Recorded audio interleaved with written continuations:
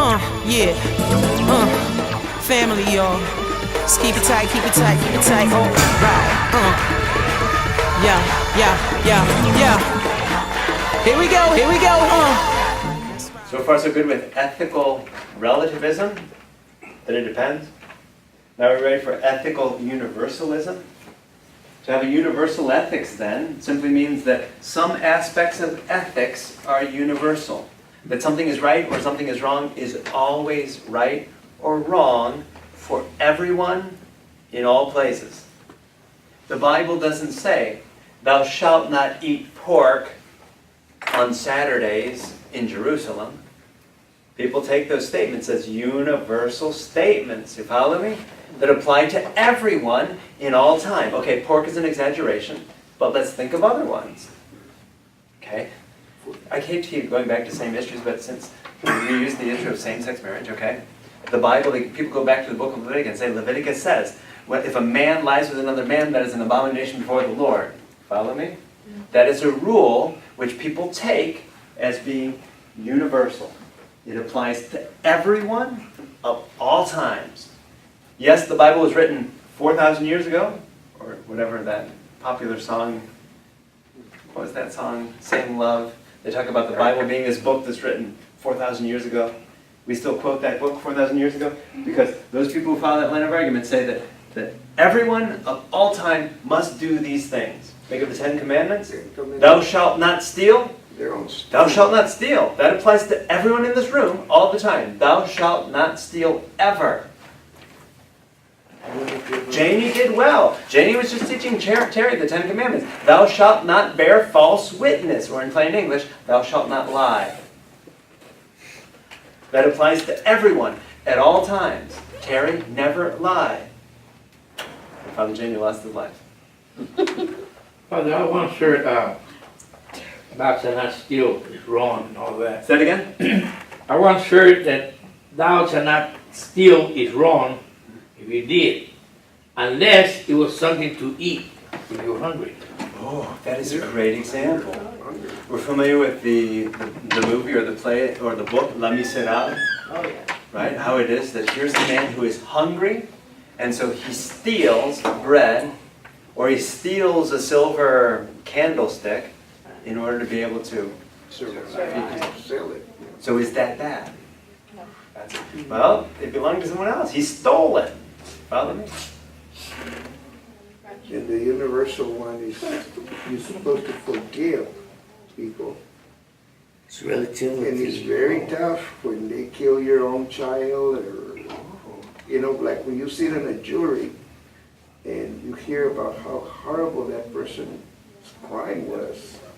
It's very difficult to let it go. So it's a universal. As Christians we say, thou shalt forgive. Forgive others. Oh, if only it were that easy, Sarah. Very difficult. That makes me think about honor killings in sort of the Islamic culture. How honor So tell us killings, what that is. So that's when a member of an Islamic family, usually a very conservative Islamic family, I don't know if they have one of their members killed or one of their family members is killed to restore honor back to their family. And the family is willing to let that daughter or son die so that their honor can be restored. And that is accepted in the culture. And that's mostly in very, very, very conservative Islamic cultures, all kinds of Islamic Muslim countries. So I can't say that it goes for all Muslim states. But the very conservative ones, yes. So a lot of it is culture. But how interesting, culture bond. I mean, that brings to mind the image of women in certain Asian cultures. You know, if the husband dies, what does the woman die? What does the woman do? She throws herself on the funeral pyre. On the funeral fire.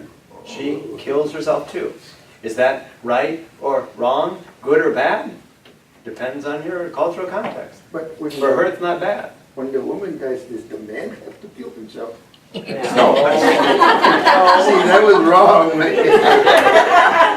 Oh, man, you know better. So let's start talking about different views of men and women, right? Is it wrong? Mario may think that it's wrong, that this system is wrong, right? You may think there's something wrong with that. Others of us? So ethical universalists then, they say that ethical standards apply to all people of all times. Think the Bible, any of the commandments, people interpret them today. Think of our more conservative, non-Catholic Christian brothers and sisters, right? What the Bible says is true, and the Bible is meant for all people of all times.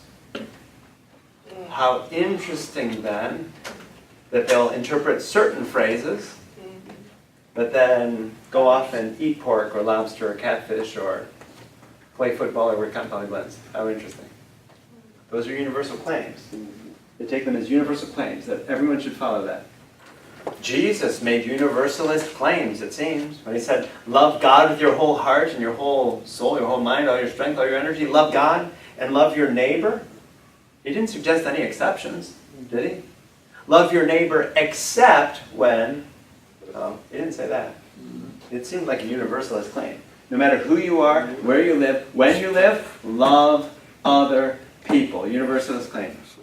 Universalists acknowledge cultural differences, so they recognize these cultural differences, that some things are relative based on culture, but they insist that there are permanent, universal, objective values or standards, simply because look around the world, even though we're from different places, we're all human beings, we must share something in common. There must be something common about good and bad for all human beings, regardless of where you live. Arguments for universalism. One argument is that we share a common rational human nature. And so if all of us are humans throughout the world, all 7 billion of us, then all 7 billion of us should be able to agree on something with respect to right and wrong or good and bad. All 7 billion, even though we're different from different places, different ages, we should be able to agree on what's right or wrong, good or bad.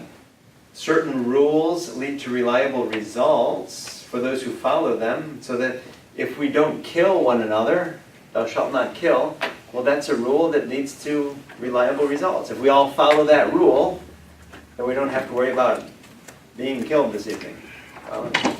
They lead to reliable results. And those who break those rules, if anyone pulls out a gun and shoots someone else in this class tonight, what are we going to do with that person? That person's going to be in jail. We're going to separate that person from the rest of us, because that person didn't follow the rule. When we follow the rules, it gives certain results. We can all live in peace. Some basic values are recognized by all societies. Values of, whether that's loving or being kind. All people throughout the world will think that it's a good thing for you to be kind to other people. The other argument for ethical universalists is that if you believe in one God, and if you believe that God said something, then that something, you have to decide, was that thing that God said meant for just one people at one certain time? Or was that thing meant for all people of all times? Follow me? When I tend to read the Old Testament, being totally honest here, totally transparent, when I read the Old Testament, a book like Leviticus, I tend to read that as being something that was written for a certain culture at a certain time. Which is why I eat catfish and lobster and pepperoni pizza and pork. If I were a universalist, I'd read the Bible and see it as applying to all people of all time, and I'd follow every single part of it to the letter, which is what Orthodox Jews do today. And if it says don't cut your hair, they don't cut their hair. Did you ever notice that, the curls that they have on the side? There's certain things that they do because the Bible says to do it. Yes, it's years later, but the Bible says. Examples of universalism, think about this for a moment. So in 1948, how many of us remember 1948, the United Nations wrote the Universal Declaration of Human Rights, which simply meant that all people throughout the world, every one of these 7 billion people, they all have certain rights. Those are universalist claims, that every single person on this earth has certain rights. Like the right to be free from slavery. Right? At one time, we had slavery as part of our folk way. It was just something that we did as folks. We didn't say anything bad about it. It was part of our economy. It was what we did. It was part of our folk way. Today, 1948, the United Nations said, thou shalt not have slavery in your countries. It's a universalist claim. Other claims made in the UN's Universal Declaration of Human Rights: no torture or cruel punishment. equality for all, equal protection of the law, freedom from arbitrary arrest or detention or exile, privacy, the right to marry, the right to a nationality. I find that one fascinating. You have the right to a nationality. Citizenship. So the United States of America can't take away your, I was born a U.S. citizen. The United States of America can't take away my citizenship. You have a right to your nationality. You were born a U.S. citizen. The United States does not take that away. Ooh, you behaved badly. You killed another person. You're no longer a citizen of the United States. No, you have a right to a nationality. Freedom of thought, of conscience, of religion. The right to work and the right to have good working conditions. Ooh, we didn't always think about that. The right to enjoy a free education. UN Universal Declaration of Human Rights. Every single one of the 7 billion people have a right to a free education. Do you know who was in charge of that? Of the signing of that, of organizing all of it? I believe it was Eleanor Roosevelt. And the conventions that have come out of the UN are generally about the things that we just talked about. To ensure that in certain countries or in their countries saying that we will try and guarantee this, the U.S. has not signed and doesn't sign them.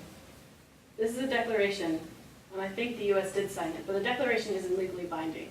Now, international law gets more complicated and more difficult, but I think it's very important to think about that and think about the country that we live in and what they say we should do versus what we actually do. Well said. So how interesting that when this Universal Declaration of Human Rights was crafted in 1948, was it crafted by people living in sub-Saharan Africa? Was it crafted by Eastern Asians? I mean, essentially, one of the critiques, as we see in the next point, is that relativists look at this and say, this is a universal declaration of rights? That everyone has to believe these things about every person on earth? Wait a minute. This was written by a certain people at a certain time who believed certain things. Which means that, there are certain persons from Asia or from Africa or from other religions of the Muslim religion who don't necessarily see things from the same lens. Women's rights is a big issue, right? When we have some people saying that universal rights for women, every woman deserves to be treated like a man. Okay? Certain people advocate for that. Other cultures, how do we make women dress? With the burqa, or however it is we do certain things so that they know that they are different from men. Nuns, think about the way we used to dress our own nuns in the Catholic Church. But before we go criticizing the wearing of burqas by women of other religions, right? How was it we made women in our own tradition dress? And then today, if we do believe that women and men are equal, the question becomes, why is it that a man is paid $1 and a woman doing the same job is only paid 71 cents? We say that they should be equal. In practice, not equal. Something's wrong here. This was just a statement of the ideal society. That's all it was. That's what ethics is. There you go.